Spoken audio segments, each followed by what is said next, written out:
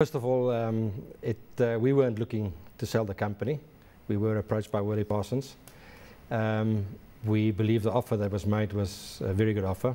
As you know, we paid $662 million at the time 3 years ago for TWP, and the offer now at $900 million.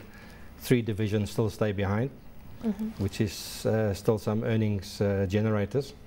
And definitely for TWP, we believe it's better suited to be with an organization of that size, internationally positioned, for them to grow. But certainly for Basil, for the shareholders, it must be good news.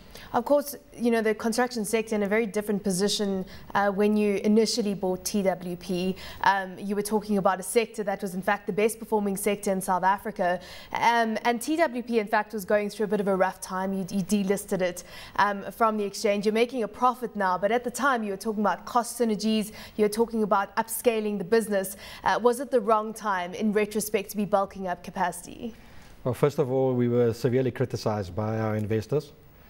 What is a construction company doing with an engineering company?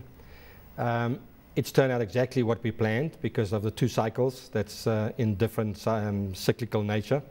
We were on top, they were down. We bought them at a low, and we're down now. They are up and doing very well and good margins. And so it's actually, the strategy has worked out, except that you know, for us, certainly it was a very clear strategy to follow. But the good news out of it is that we've been able to achieve what is more closer to our nature of our business, which is the turnkey business, EPC. And out of this relationship of 3 years has come Basil Matoma.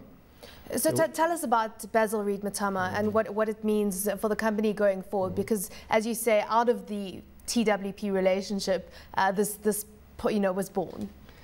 The Matoma was already established inside TWP, but very small. I think the turnover was 20 million a year, and they were doing very small projects, very low risk.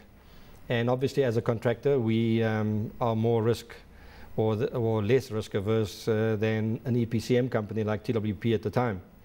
And putting our efforts together, we have now got a company turning over around about 400 million, which is Matoma on its own. And forecast turnover for next year is around about 600 million.